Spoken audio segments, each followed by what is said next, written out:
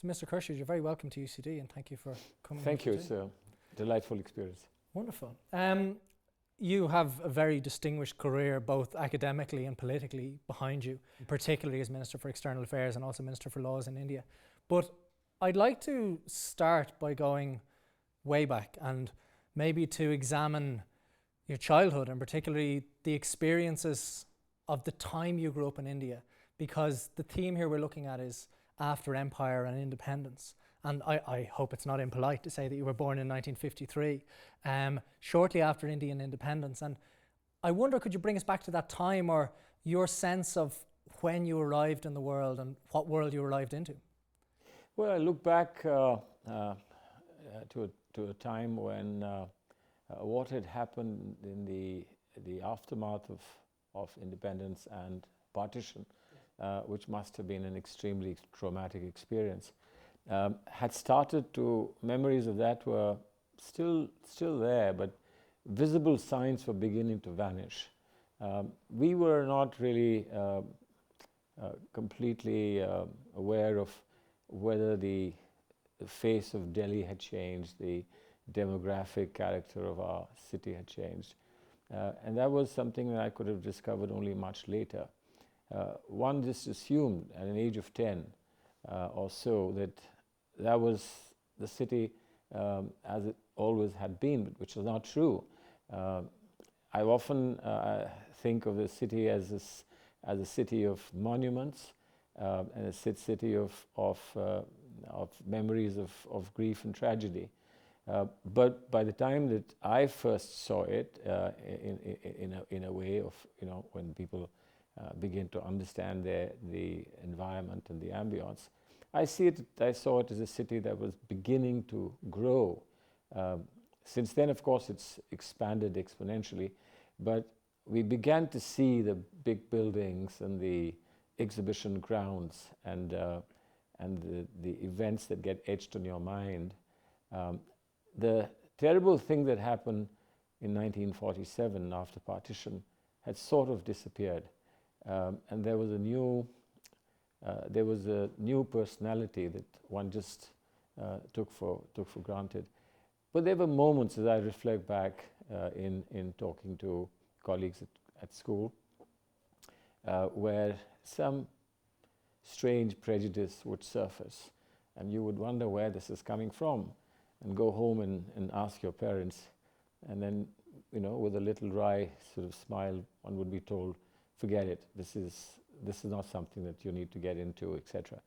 But much later in life, as a public figure and as a person concerned with the character of our society, I've figured out that these are all the remnants of a tragic divide that had happened, and India continues since then to fight that tragic divide and hopefully have overcome a lot of it, but there's still a lot of work to be done.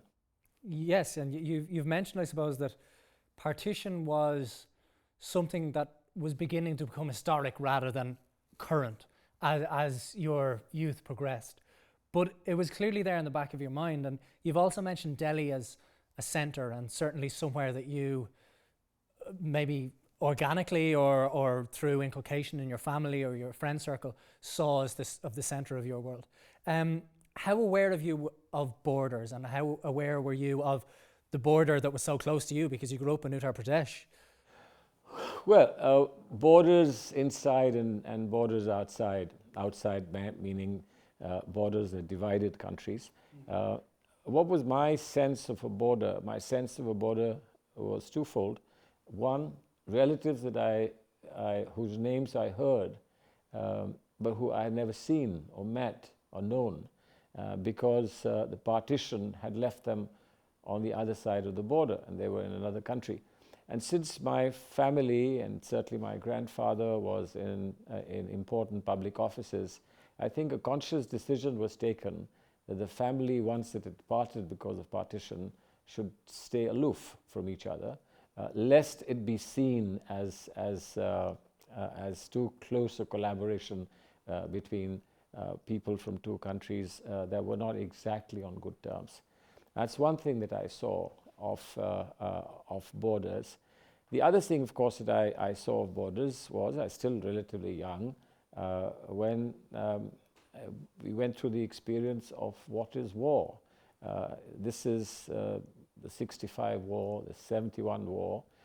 In the 65 war, I remember the excitement of a child running into in a protective way into trenches when the sirens went off, and waited eagerly for aircraft to arrive, which they never did. It was only our own Air Force that flew over Delhi from time to time, patrolling the skies. But that, again, for me, was what the borders were about, that somebody from somewhere else was trying to hurt us. And that, of course, was a discovery, first time, of borders.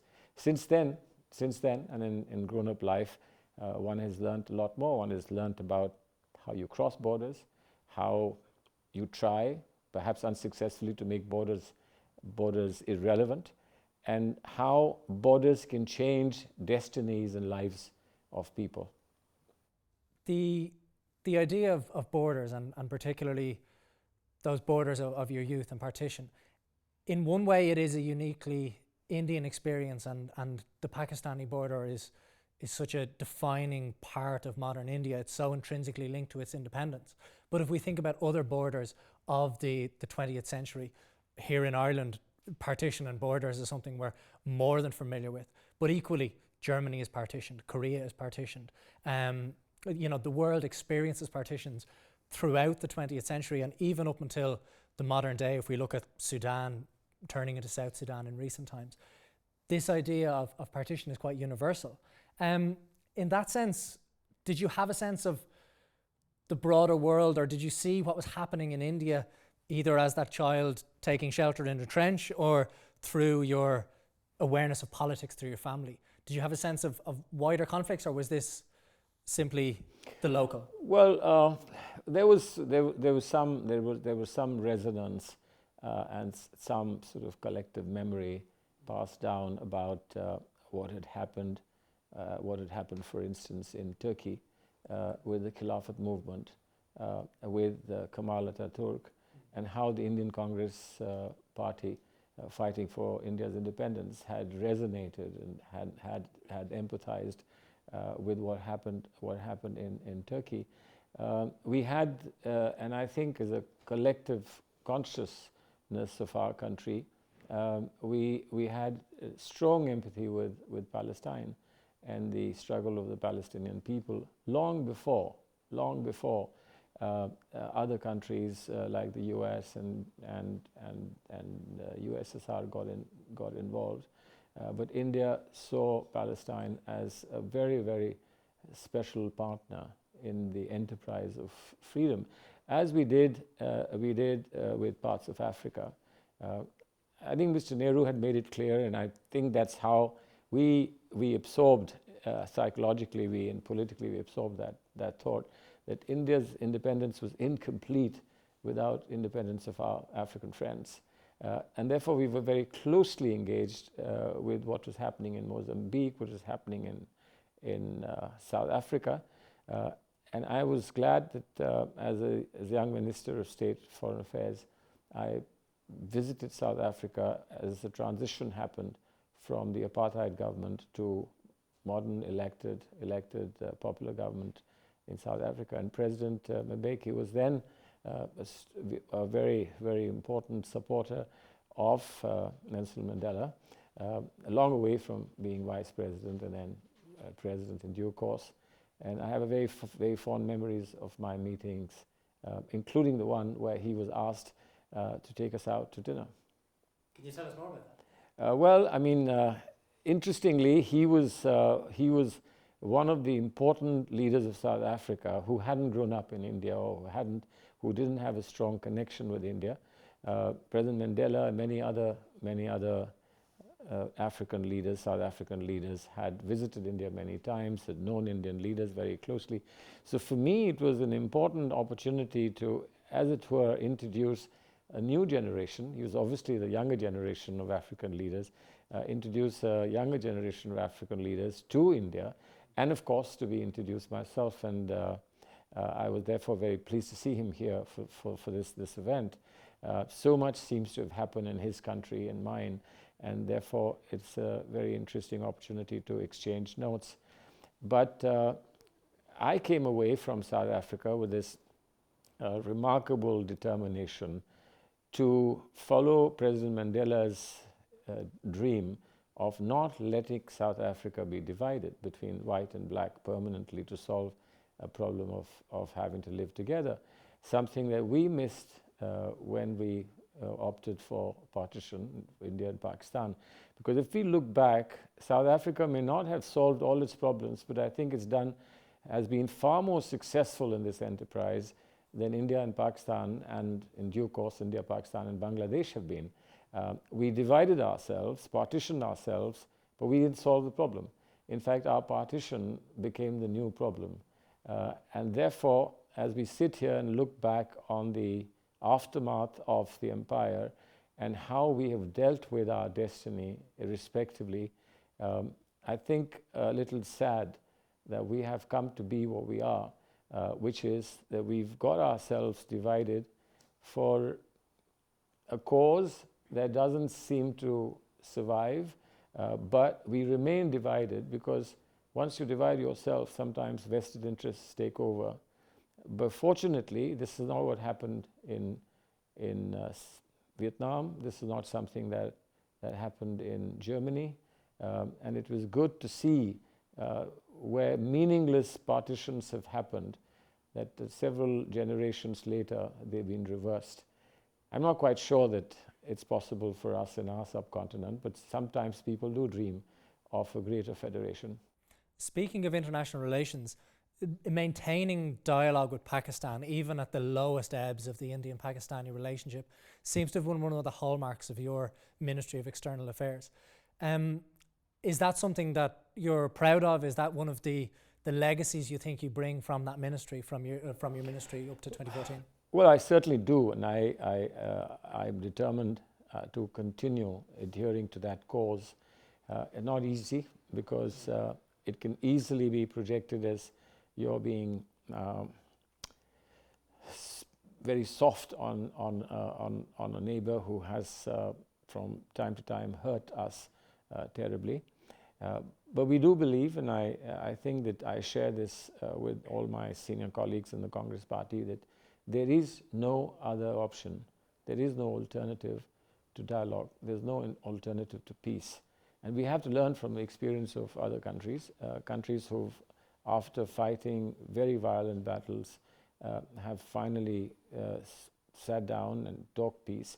And I think we need to be inspired by your experience of how peace was negotiated after years and decades of war. That peace was negotiated.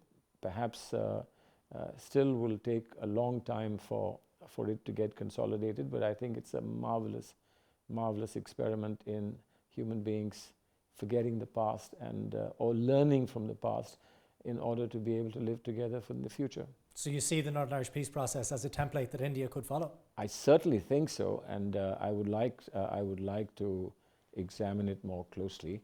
I think there are vast lessons to be learned for us. Obviously, everything is never the same in two separate theatres of disagreement and violence. But there are some strands, I believe, philosophical, cultural, political, that one can certainly isolate and use for an experiment somewhere else. I suppose in bringing about a peace process in Northern Ireland and let's say looking towards an embryonic peace process or a strengthening of relations between India and Pakistan, one of the vectors for the change from empire into nation was that force of nationalism. And what we had there was the redrawing of these broad borders, and we started this conversation with borders, into narrower borders where they tried to draw lines around national populations. And invariably, and maybe you have very personally experience of this, some people get left in and some people get left out of the borders that they maybe intended to be on one side or the other of. In bringing about a peace and reconciliation process, frequently they say there are two different avenues you can go down. You can either go down the avenue of truth or you can go down the avenue of reconciliation. Do you think in brokering some kind of, let's not say an ending of partition, but a closer relation between India and Pakistan, is it truth or is it reconciliation that's more needed? Well, it's an interesting point that you should make of possible dichotomy between truth and reconciliation. There's another way of looking at it, is that you cannot reconcile unless there is an element of truth, and I think that's what South Africa tried. But it's a curious thing that for us in India, you mentioned national aspirations and how if those confront you, then that has to be a factor, an important factor in whatever arrangement, sustainable arrangement you work on. But the interesting and curious thing about India and Pakistan is that India has more Muslims than Pakistan has. And Pakistan was formed for a Muslim population. So what is the justification of Pakistan to continue to be what it is when there are a larger number of successful Muslims in India who chose not to go to Pakistan? I could understand if they couldn't, but they actually chose not to go to Pakistan. And therefore, I think, unlike anywhere else, in the India-Pakistan episode, there are very special reasons why we shouldn't be at war, that we should be peaceful, that we should be cooperating, that we should be working together. A secular India, I suppose, has been one of the ways in which India has embraced the multiple creeds in particular that live under its flag. You've been a particular champion of this. And do you see that as being something that India can export to the wider world, that sense of secularism? Do you think there's more challenges that it could live up to, or do you think that India as a secular country has been a success? Well, I would have said with greater confidence perhaps 5 years ago that we've been successful. There are some very clear strains and there are some very clear grounds of distress today because there is an ideological attempt to question the very commitment to what is secular. One is just a rejection of whatever the secular system provided, and the other one is to question the very tenet of secularism as being unacceptable, and that's a worrisome thing. There is a debate in our country on this, as there is in fact on many other issues of liberal democracies. But therefore, I hope that whatever we've stood for in terms of the idea of secularism will prevail ultimately. The icon of that secularism, I believe, was our first Prime Minister, Mr. Nehru, who again is under attack in our country today. But I hope that we will survive as secularists. We will survive, and that we will not give in. But I would suggest something even more interesting, which is for Muslim societies that are today undergoing tremendous trauma the world over. There is something that Indian Muslims can tell them. They can tell them about how to live together, not only amongst Muslims, but with other people as well. And therefore, other than what India can convey as a whole, Indian Muslims also, I do believe, have a very important role. We are more pious than Muslims in many other parts of the world. We I think, have a more authentic version of Islam practiced in India. And yet, we have been able to protect ourselves against bigotry of the kind that has led to these horrible things happening by people in the movements like Taliban and ISIS. And I think we have a tremendous role here. And we have a role, along with our non-Muslim brethren of our country, to fight these tendencies across the globe. And you were a cabinet minister in Manmohan Singh's first cabinet as, I suppose, the first religiously diverse cabinet. Did you feel like that moment in 2004 when you came into office was a special moment in the maturation of India or in the evolution of Indian politics? Well, I mean, a lot of people termed my becoming law minister, perhaps the first proper law minister who was a Muslim, and then again as the foreign affairs minister. But I didn't think that it was any special, it called for any special celebration, because I thought that that's what we were, that anybody who was qualified to be in any office of our country. We've had presidents. My grandfather was president. Mr. Fakhruddin Ali Ahmed was also president of India. We've had a Dalit president. We've had a woman president. We've had 2 Muslim presidents. We've had a Sikh president.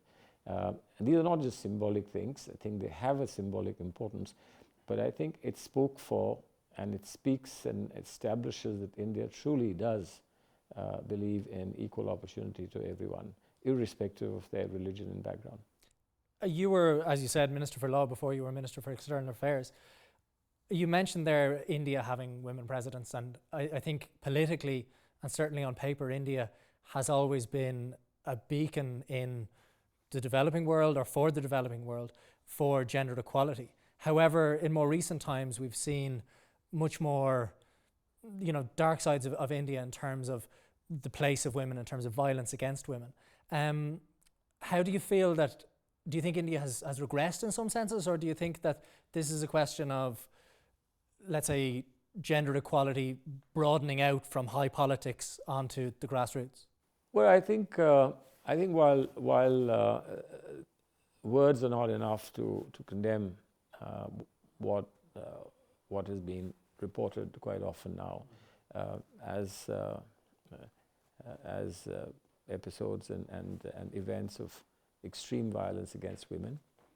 I think women in very important offices in our country today, in the police and the army, now the Air Force, they'll soon be flying combat missions in the Air Force, in the field of medicine, teaching, sports, the judiciary. Right across the board, women are doing extremely well, and we are very proud of this. But we do know that that's not the entire story.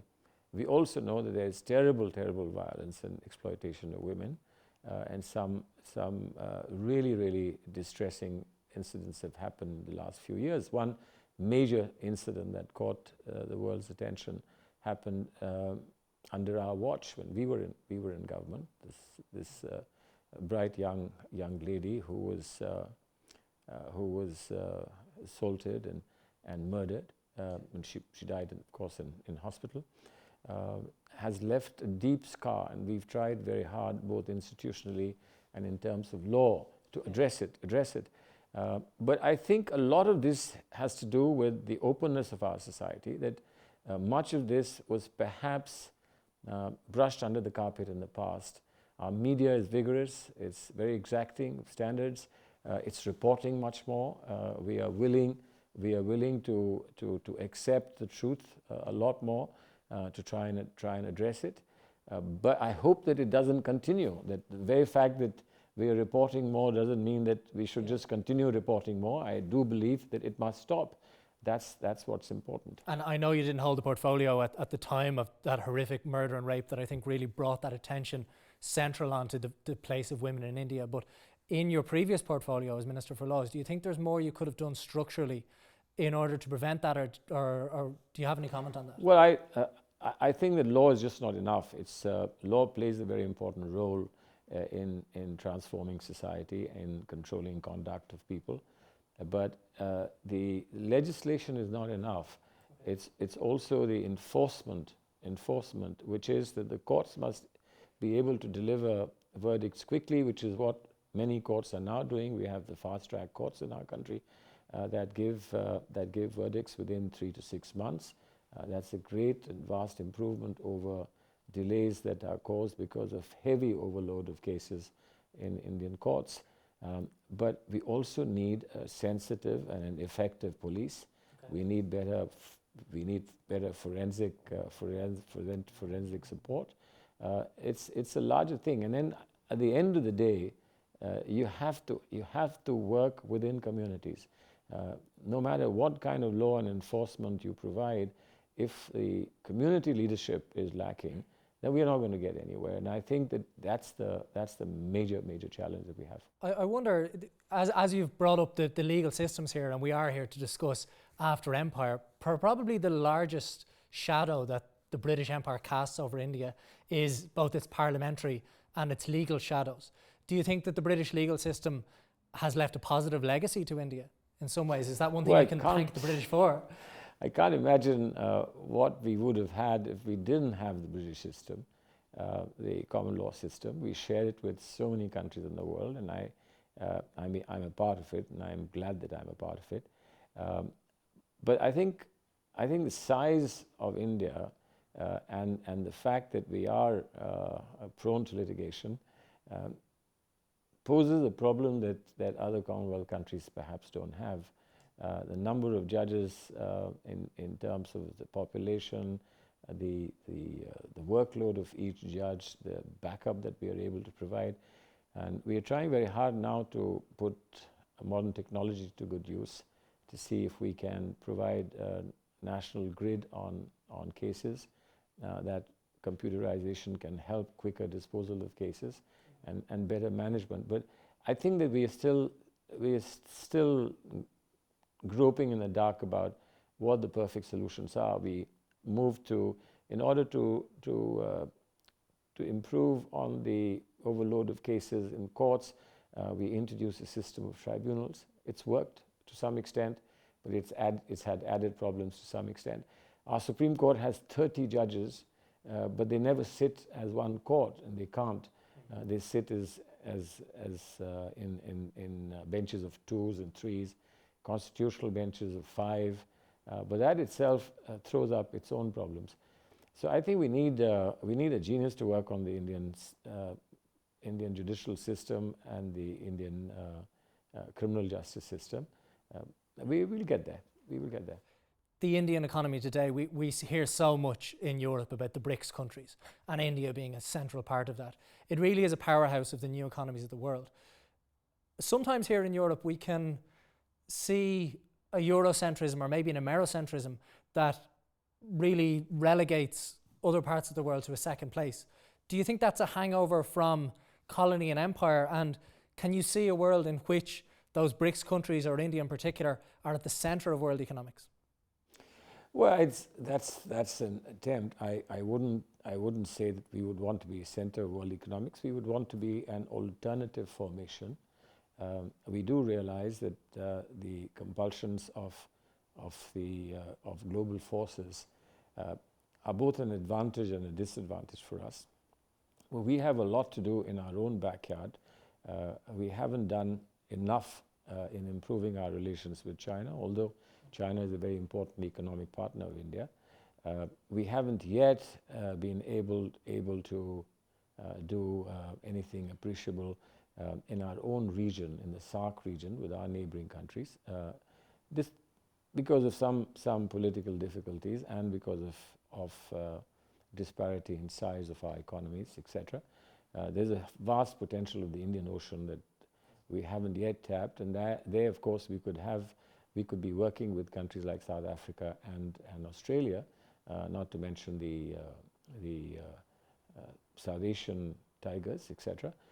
So there are a lot of things on the anvil, the blueprint, but we need to work hard to energize our relationships in this region. We have more than 6.5 million overseas Indians in the Gulf region, and we are heavily dependent on the Gulf region, both for foreign exchange, remittances, foreign exchange, as well as for our oil. Yes. But then we could, if we improve things with Pakistan, we could be looking at something important between India and Central Asian republics. Iran coming back into the fold of the world, still a little bit slippery, but if that works, then India has a good relationship with Iran as well, not at the cost of our relationship with the Arab countries. So there's a lot of potential, but that lot of potential has to be taken to its logical conclusion. The other problem, of course, is that India has a huge domestic market, yes. And we need to empower our people to make them effective in the market. Today, the market is of, say, 20% of our middle classes. But the vast Indian landscape still needs a lot of people who need to be empowered. And that's where the true potential will get unlocked. Very good. And on language, I suppose one question I have is around the English language, because the multiplicity of languages throughout India makes the governance of such a vast territory so difficult. Do you see the English language either culturally or administratively as being a positive force in India, or do you think that its linguistic diversity has allowed for multiple cultures to flourish in unison? Well, to be absolutely honest, there have been movements, and it's sometimes very, very virulent movements that have opposed English on the assumption that English is some way stifling our own languages. I don't subscribe to that thesis. I believe that there are very sensible people who give India a special advantage over China because of India's ability to deal with English and to handle English, and because of the Indian elite being very familiar with the language. I think that English is no longer a foreign language for us. I think we've imbibed it as an Indian language, maybe spoken by a small percentage of India, but a very critical part of India's population speaks English and speaks it well. And we've given and transformed it, given it an Indian flavor. And I think we can proudly say that we are part of the best of English writers in the world, or shall we say Irish writers of the world.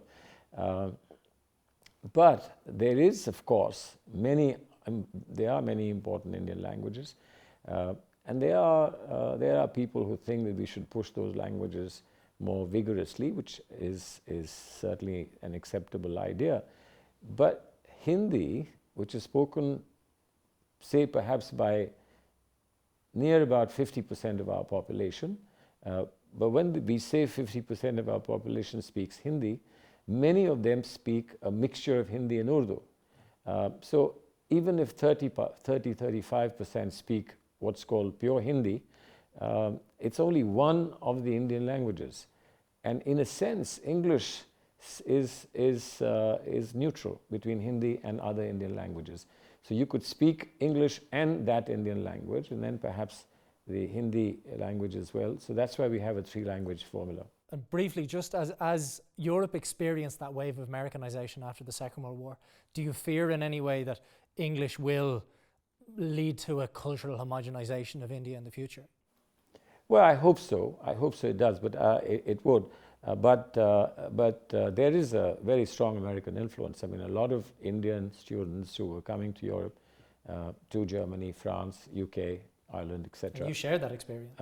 And I certainly am very proud that I came to. How important was your international education to your sense of the world? I think it's very important. I think it's extremely important.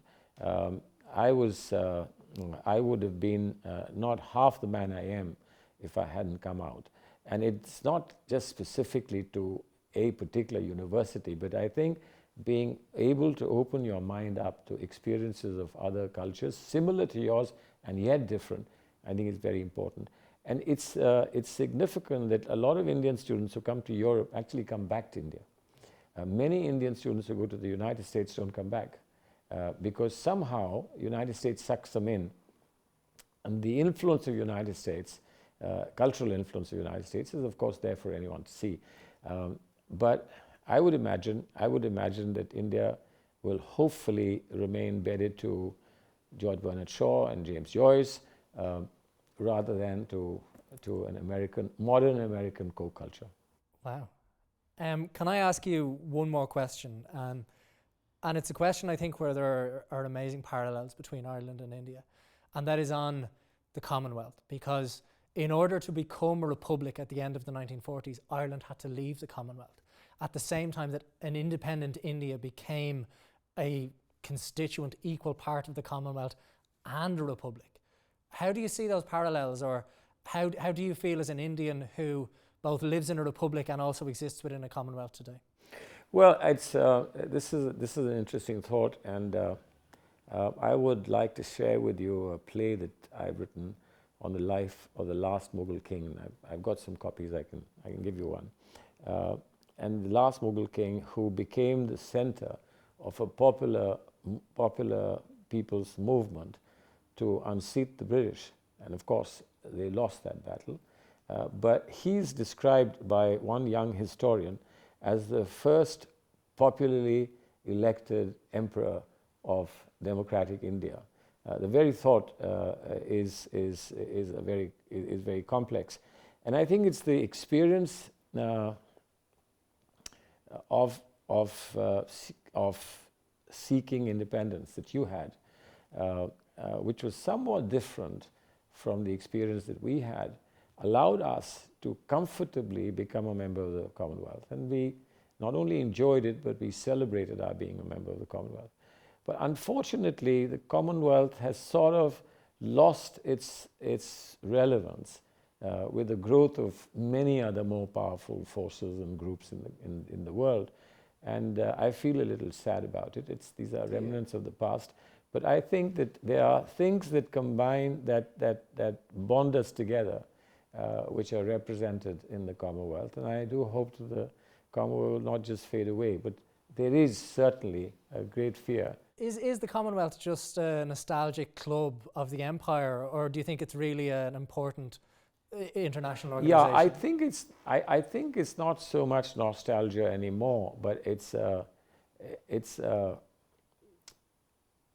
combination of commonalities that we share: our history, our aspirations, our thoughts, our way of looking at the world.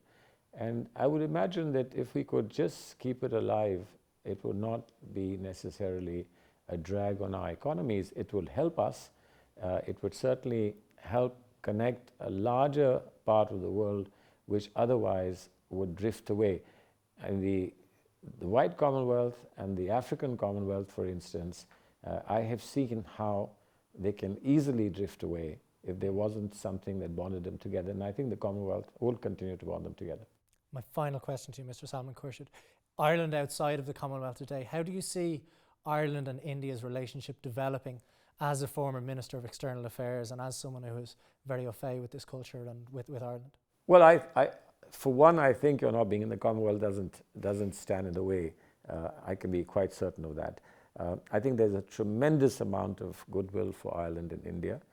We do understand and realize that much of our constitutional aspirations reflect what we learned from Ireland.